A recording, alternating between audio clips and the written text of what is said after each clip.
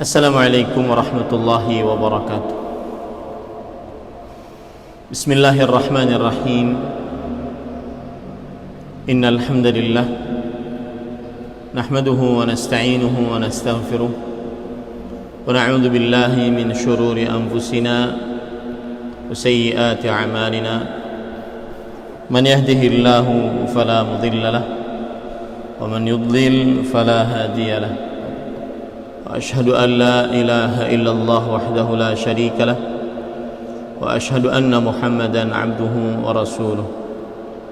يا أيها الذين آمنوا اتقوا الله حق تقاته ولا تموتن إلا وأنتم مسلمون.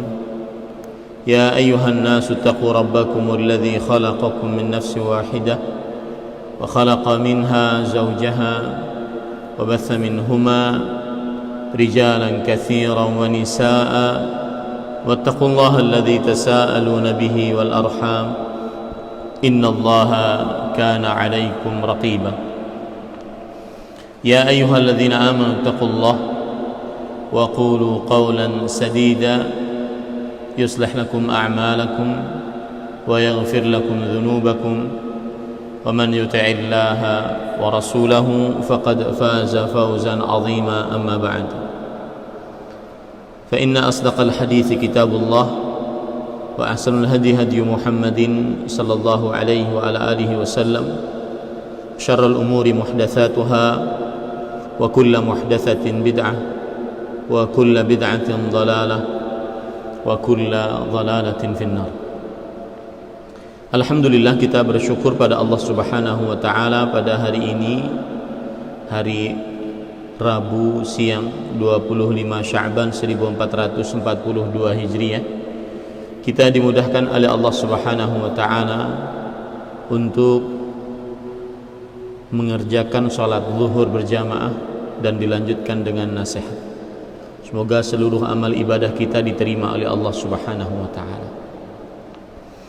Salawat dan salam semoga selalu Allah berikan kepada Nabi kita Muhammad sallallahu alaihi wa ala alihi wasallam, pada keluarga beliau, para sahabat, serta orang-orang yang mengikuti beliau sampai hari kiamat kelak.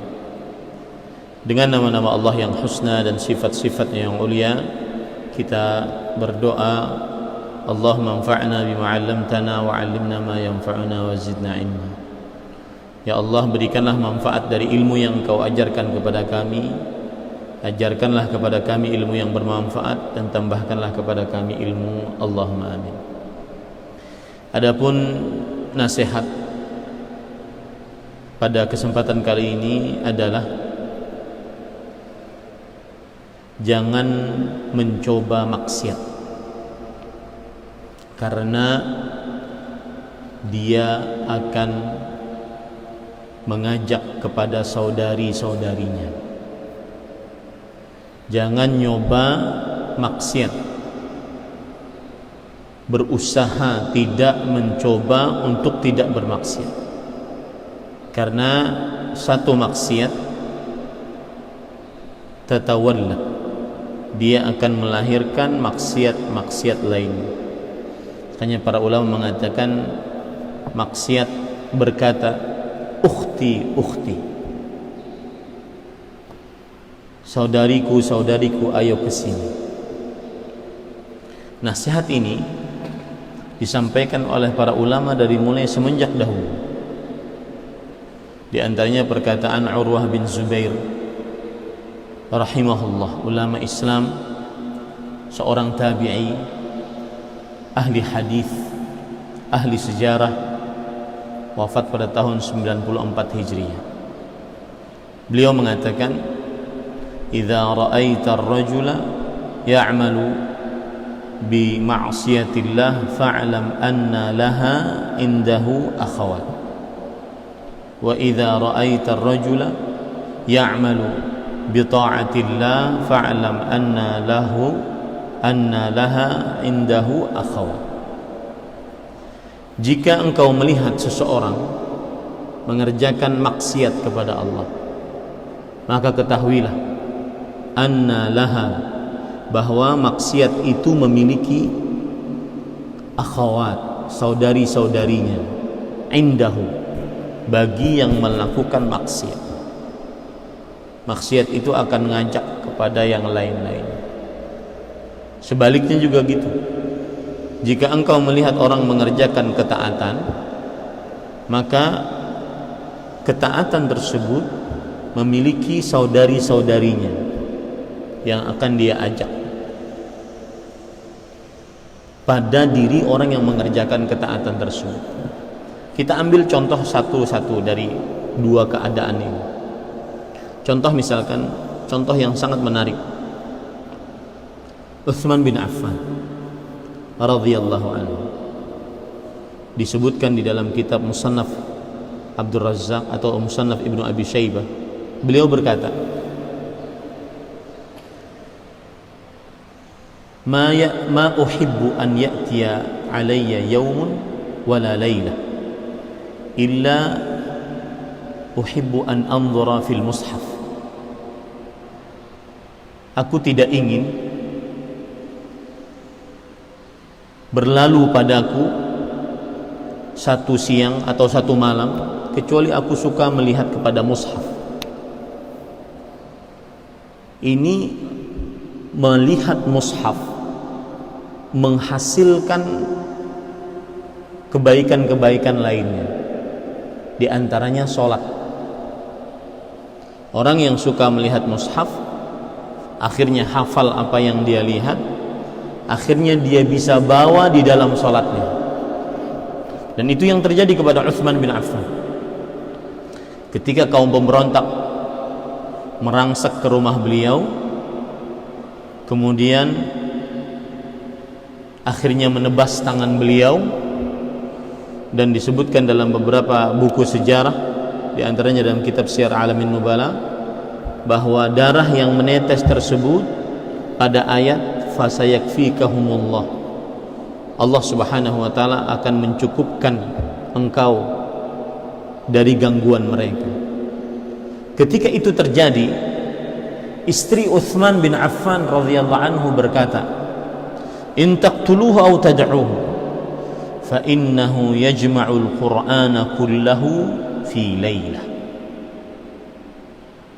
Wahai kalian para pemberontak, terserah kalian sekarang.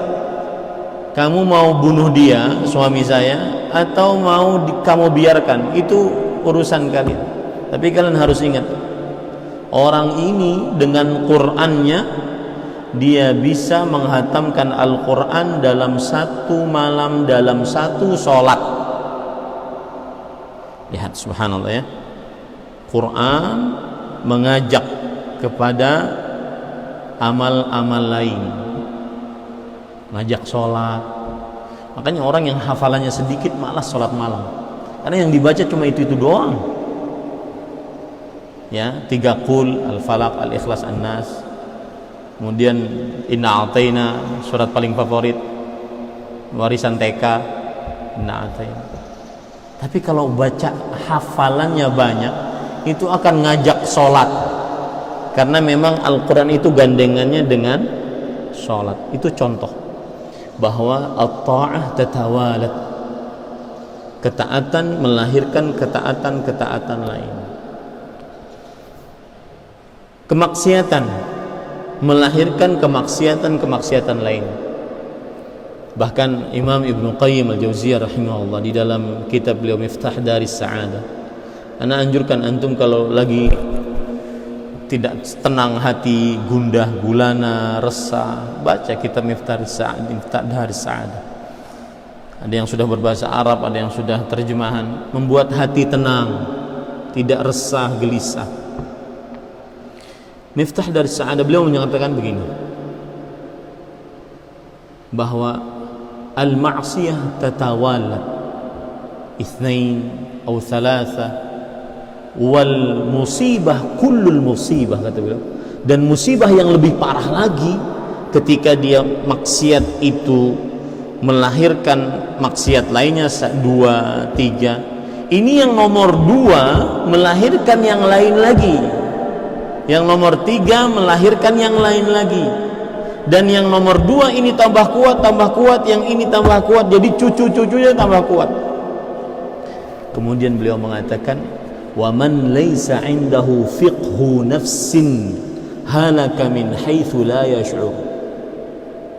Yang tidak memiliki pemahaman terhadap hawa nafsu, maka dia akan pasti binasa tanpa dia sadari.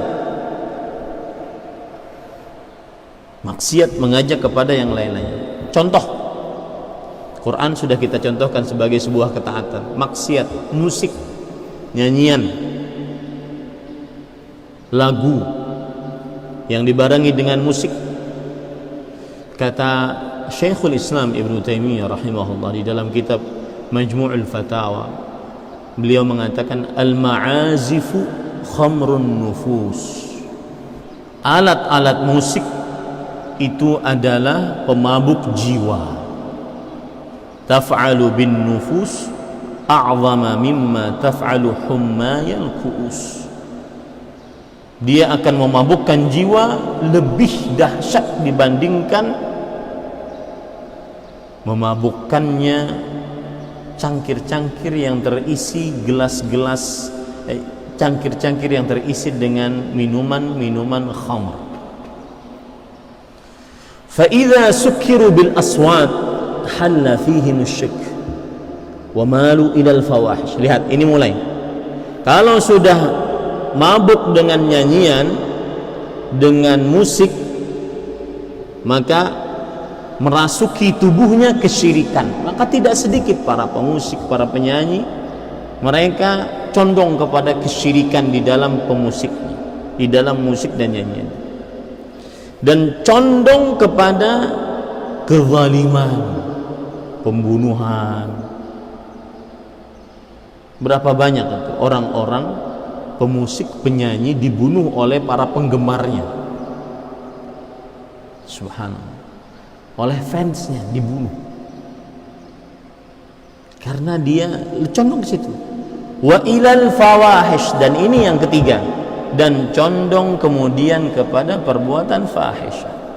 Fahisyah idza utliq fa huwa al-jima' aw ala muqaddimatihi aw ala dzikrihi minan nisa. Kata fahisyah jika disebutkan maka dia maksudnya adalah bersetubuh, atau segala macam yang berkaitan dengan bersetubuh, atau yang berkaitan dengan perempuan, sebagaimana dikatakan oleh Al-Hafidz Ibnu Hajar dalam kitab beliau Fathul Bari. 3 poin ini pasti ada pada dalam diri pemusik: kezaliman, kesyirikan, dan fahisyah. Maka hati-hati.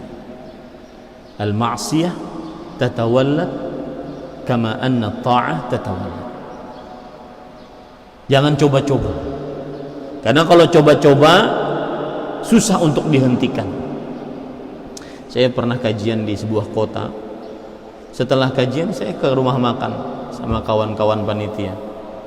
Habis itu ada yang ngejar permuda. Sambil nangis dia mengatakan, susah Ustaz. Apa yang Ustaz sebutkan di dalam kajian susah. Saya buktinya.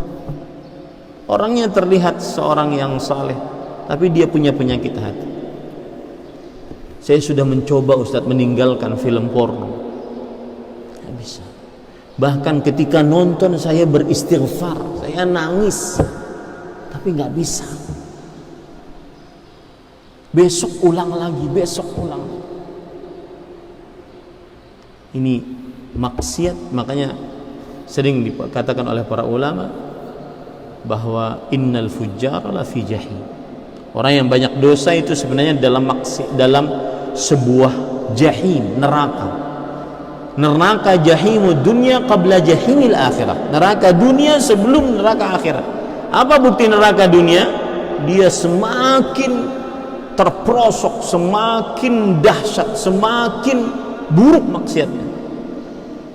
Yang bentuk seperti ini enggak puasnya dibentuknya, dan seterusnya. Maka hati-hati, jangan pernah nyoba-nyoba, apalagi kita dalam bulan Ramadan, mau masuki bulan Ramadan. Ingat selalu, harus ada tekad nih di dalam hati. Ya baghiyal khairi aqbil, wa ya baghiyasy syarri aqsir. Wahai pencari kebaikan, ayo tekadkan untuk berbuat ibadah di dalam bulan Ramadan. Dan pencari keburukan, cukupkan anta dalam bulan Ramadan sekali. Kita alhamdulillah di pesantren dan ilmu 1 bulan libur. 1 bulan ini antum sibuk juga dengan dunia, sudah diliburkan oleh pesantren, keterlaluan. 11 bulan kita sudah okelah nyari dunia 11 bulan. 1 bulan Ramadan masih sibuk, yang dagang ini sampingan, yang dagang itu sampingan, masih sibuk juga. Ustadz, saya perlu Ustadz. Lalu 11 bulan ngapain? Ini jujur nasihat sangat merasuk ke dalam hati. Ana saat mendengar kajian langsung dari Al-Syekh Al-Ustadz Abu Fathi Yazid Abdul Qadir Jawas, 11 bulan ente sibuk dunia. 1 bulan aja lebih dekat dengan mushaf, lebih dekat dengan masjid, lebih dekat dengan doa, lebih dekat dengan zikir, lebih dekat dengan sholat sunnah. 1 bulan. Maka hati-hati, karena ketaatan akan menghasilkan kepada ketaatan lainnya, dan kemaksiatan akan menghasilkan kepada maksiatan lainnya. Hadza wallahu alam. Sallallahu nabiyana Muhammad walhamdulillahirabbil alamin. Wassalamualaikum warahmatullahi wabarakatuh.